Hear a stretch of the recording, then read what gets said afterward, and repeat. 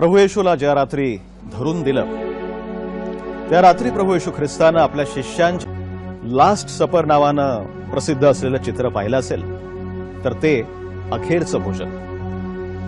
याच भोजनाच्या प्रसंगी प्रभू येशू ख्रिस्तांनी भाकीत केलं की माझ्याच शिष्यांपैकी एक जण माझा विश्वासघात करेल आणि मला धरून देईल।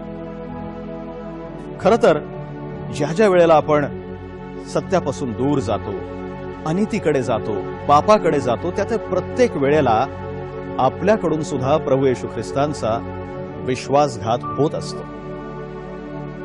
त्या संध्याकाळच्या वेळेला प्रभू येशू ख्रिस्तांनी भविष्य काळासाठी एक अभिवचन दिलेलं आहे। बायबलमध्ये पुढे जाऊन ते असं म्हणतात की पहा, मी दार ठोठावत आहे, जो कोणी माझी वाणी ऐकतो आणि दार उघडतो, मी आत येईल, तो माझ्यासोबत माझ्या मेजावर बसेल आणि माझ्यासोबत जेवेल। प्रभू येशू ख्रिस्त सर्व काळच्या जीवनामध्ये आपल्याला सहभागी देऊ इच्छितात।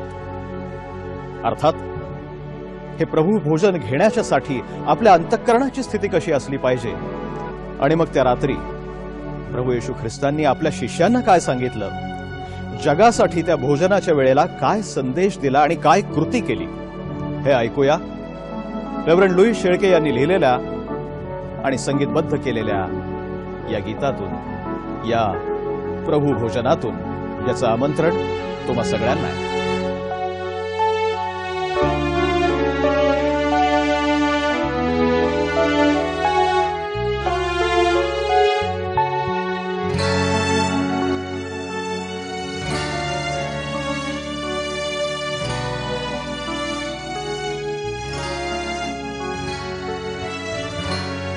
स्मरुनी मना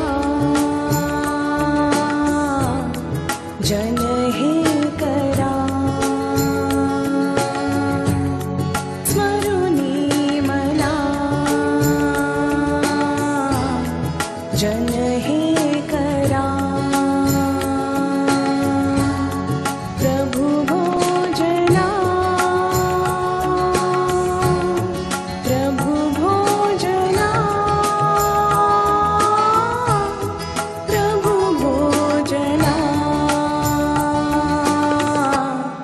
जन हे करा,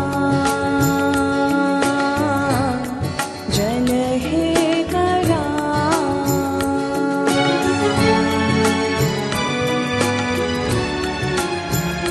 मग त्याने भाकर हाती घेतली, ती मोडली, शिष्यांना दिली, म्हटले, घ्या, खा, तुम्हासाठी दिले जात आहे, हे माझे शरीर आहे, माझ्या स्मरणार्थ हे करा।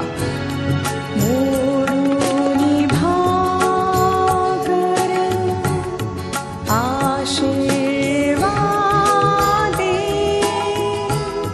वदना शिष्याना, शरीर हे माझे, सेवन करा, हो विश्वासे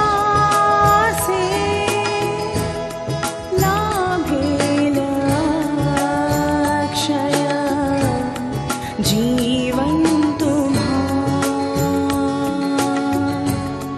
जीवन तुम्हा, जीवन तुम्हा, जीवन तुम्हा। प्रभु भोजना, प्रभु भोजना।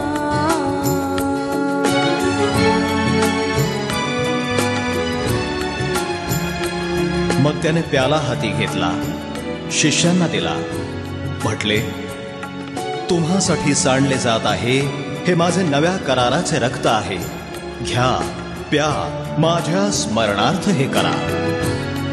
ओ तुम्ही प्याला